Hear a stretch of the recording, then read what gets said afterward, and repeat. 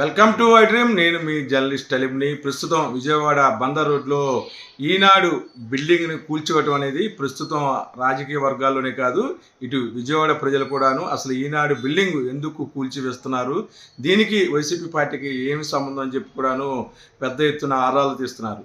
3 దశాబ్దాల పాటు Vijayawada bench circle వద్ద ఉన్న ఈనాడు ఏదంత ప్రాముఖ్యతను సంతరించుకుందంటే, ఈ ప్రాంతంలో ఎవరైనా సరే అడ్రస్ చెప్పాలంటే ముందుగా అందరికీ గుర్తుకొచ్చేది విజయవాడ వద్ద ఉన్న ఈనాడు బిల్డింగు.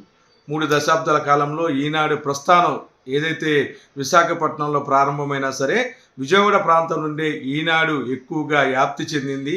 ఈ ప్రాంతంలో ఉన్న సామాజిక కోణం రామోజీరావుకి బాగా కలిసి వచ్చిందంటారు రాజకీయ నిపుణులు, అలాగే జర్నలిస్టు సోదరులు.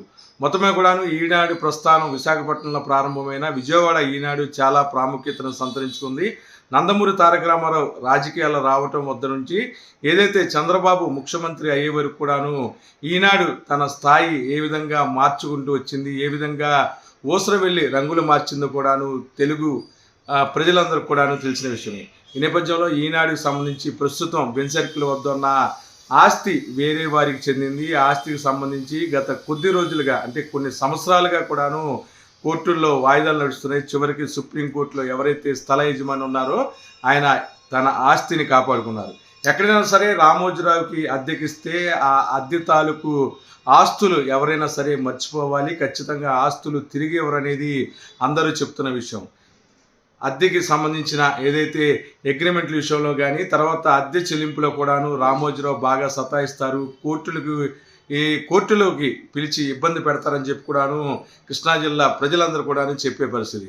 ఈ నేపథ్యంలో విజయవాడ బెంచ్ సర్కిల్ దగ్గర ఉన్న ఈనాడు బిల్డింగ్ని ఎవరైతే స్థల యజమాని ఉన్నారో ఆయన స్వాధీనం చేసుకున్నారు. కోర్టు ఆదేశాలతో జనవరి 1వ తారీఖు గల్లా ఖాళీ చేయకపోతే లోపల ఉన్న సామాన్లు ఫర్నిచర్ అన్ని కూడాను రోడ్డు మీద పడవేస్తానని చెప్పి ఎవరైతే స్థల యజమాని హెచ్చరించారో తన పరువు పోతుందని భావించిన రామోజీరావు అండ్ కంపెనీ వెంటనే హుటాహుటిగా స్థలాలు అంటే ఏదైతే ఈనాడుకి సంబంధించిన బిల్డింగ్ కొరకు వెతుకుతే ఈనాడుకి సంబంధించిన సామాజికంగా ఎవరైతే వెన్నుదన్నుకున్న కుల పెద్దలు కూడాను ఈనాడికి ఎక్కడా కూడాను అద్దెకి బిల్డింగ్ ఇవ్వలేదనేది స్థానికులు చెప్తున్నారు.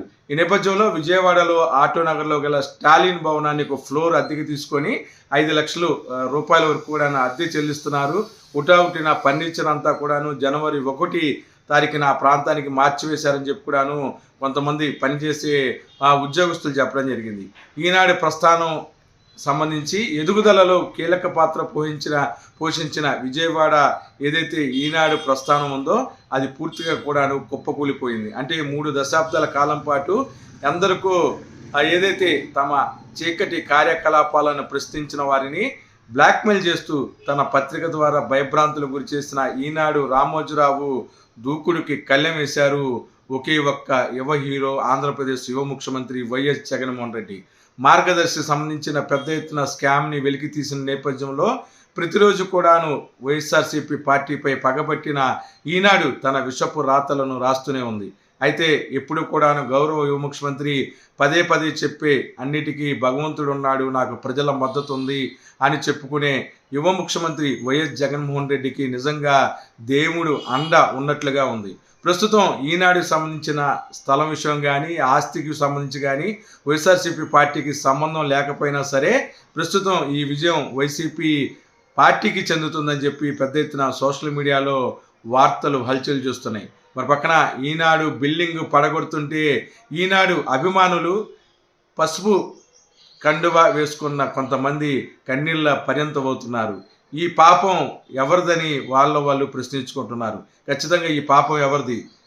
ఈనాడు ఆస్తులను అద్దెకి తీసుకున్న రామోజీది కాదా? ఈనాడు పేపర్ని అడ్డం పెట్టుకుని విజయవాడ బెంచ్ సర్కిల్ వద్ద ట్రాఫిక్ని మళ్లించాలని, ట్రాఫిక్ ఇబ్బందులు తొలగించాలని చూసిన కార్పొరేషన్ వారిపై కోర్టు కేసు వేసి ఈనాడు బందర్ రోడ్డు అభివృద్ధిని అడ్డుకున్న మాట వాస్తవం కాదా? తనకి అద్దె వస్తుందని చెప్పి అద్దెకిచ్చిన యజమానిని కోర్టుల చుట్టూ తిప్పిన పాపం ఈనాడు రామోజీది కాదా? ఇవన్నీ ఎవరు చేశారు? ఇవన్నీ ఖచ్చితంగా ఈనాడు రామోజీరావు చేసిన పాపాలి. దానికి పర్యవసానం, దానికి సంబంధించిన పనిష్మెంటు ఇప్పుడు అనుభవిస్తున్నారు. ఈనాడు ప్రాంతంలో ఉన్న ప్రస్తుత బిల్డింగ్ దృశ్యాలను మీరు చూసినట్లయితే మొండి గోడలు దర్శనమిస్తున్నాయి. ఈనాడు సంబంధించిన బిల్డింగ్ మొత్తం కూడా స్థల యజమాని కూల్చివేస్తున్నారు.